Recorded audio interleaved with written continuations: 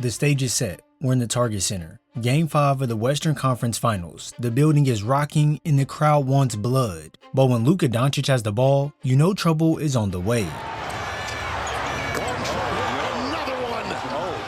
Oh, you thought it was over? Well, how about another deep pull where he launches it from the logo?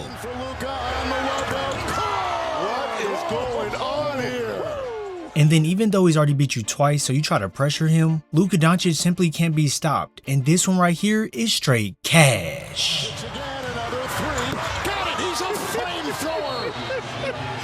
On fire, 20 points. The first quarter wasn't even over, and Luka had 20 points in 12 minutes on the road versus a team who had just eliminated the defending champs. This here is serious, and in this video brought to you by PrizePicks, it didn't matter what Minnesota did, as every defensive scheme, every double team, every desperate adjustment they tried to throw at him, well, let's just say there was nothing you could do to stop him.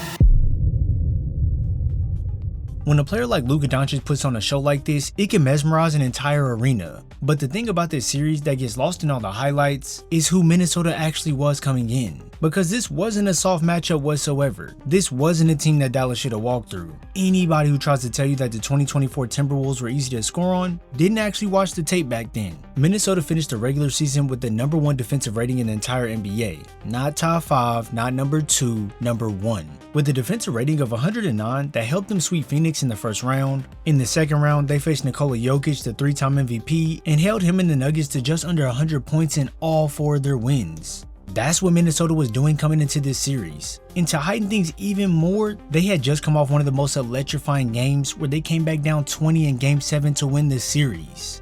Yeah, they were playing with some crazy confidence, and nobody thought the Mavericks would give them a major problem, but they forgot that Luka has the cheat codes to every single game, and here's where he flips it on you. See, Minnesota was running drop coverage on most of these screen actions, and yeah, you want to make them shoot you out the game rather than getting past the big to get to the rim. But Luka, he has the perfect weapon in his bag to destroy this. Ladies and gentlemen, let me introduce you to the snake. When you're coming off these screens and don't want to attack right into the big space, well, you now have to play in this in-between area, but you want to keep yourself the least exposed to pressure as the floor shrinks. So by using this dribble angled into the defender, aka the snake, it makes the defender either get trapped behind you or, for in this case, jump to either side to try and get in front. At this point, it's a game of read and react, and since McDaniels is on Luka's hip, Doncic can slightly lean into him to serve a sidestep, and look at all this space created. When you study Luka, you start to see that when he's using these snake actions into floaters, he'll wait until the defender shows their hand, and once they do, you can see the instant decision to start gathering to float this one in.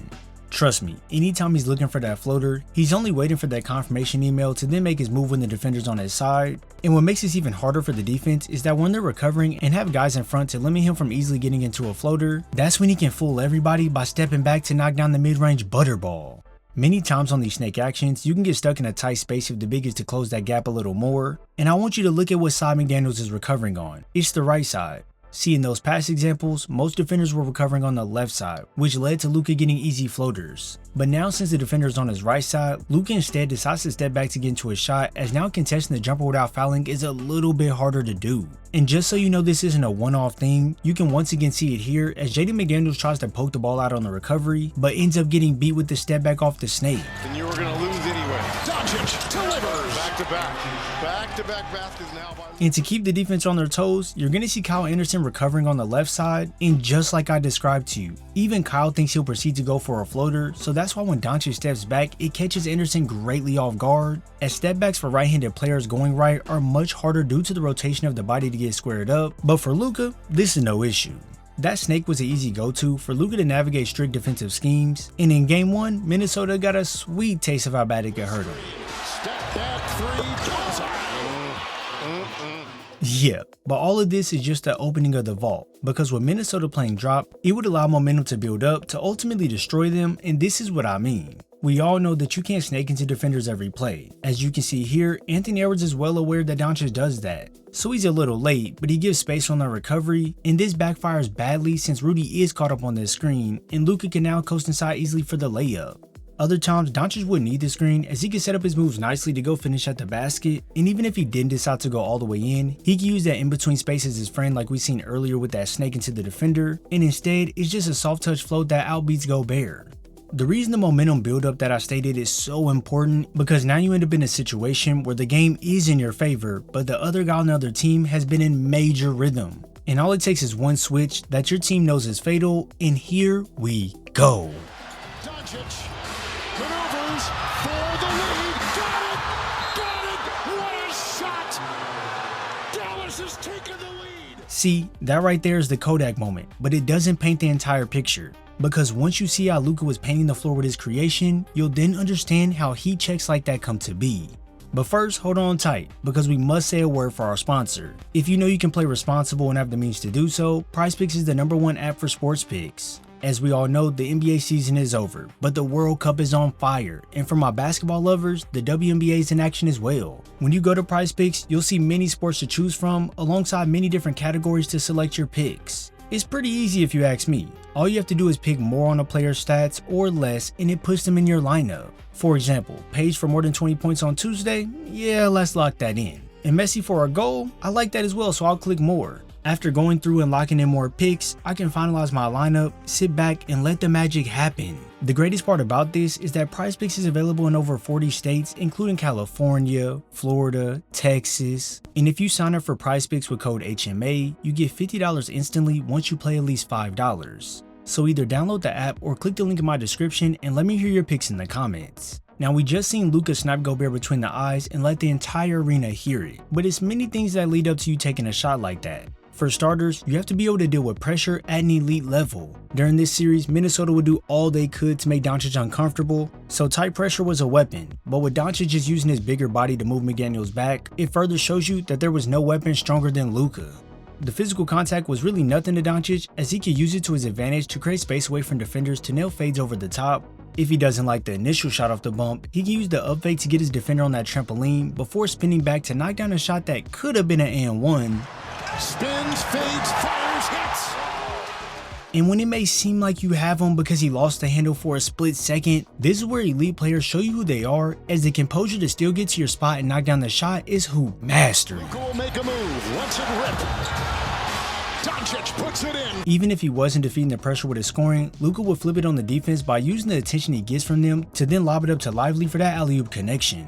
This is what it looks like to control the game in many ways, as usually when guys panic because of the pressure, Luka will stay calm to then no-look a pass to Kyrie to catch the defense off guard. And for those times where he does want to take matters into his own hands, Luka will spin off a defender when they show their hand too early, utilize that snake we talked about earlier, and bada bing, it's money team.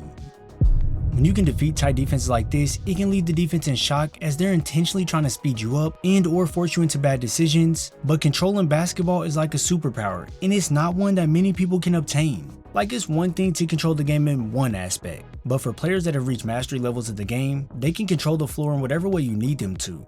Such as when scoring would get taken away due to multiple defenders committing to him. This when you have to turn on Hooper vision and see that Lively is wide open. Instead of forcing an immediate pass, Luka first fakes over the top to make the defense bite, and if you look at Nas Reed, he's shifting over to the corner because of the worry of Luka throwing it there, and now the drop off to Lively is connected easily. Minnesota would try this double team scheme only to figure out that it made things that much easier for Doncic to set up guys to go score, so eventually they would allow him to go straight up and just send help instead, and this may have broke them even more, because if you help early in the paint like we see Conley here, Doncic will send a bullet pass across the court to make you pay for that.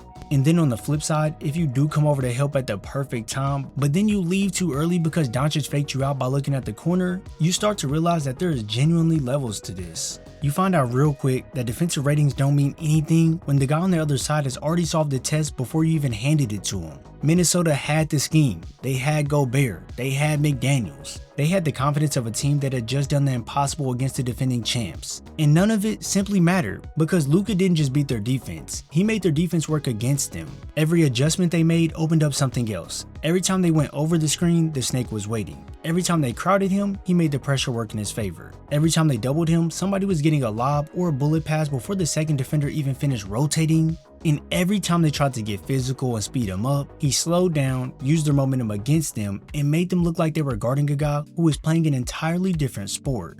Minnesota, they were the right defense, they just ran into the wrong guy, and that guy is still only getting started.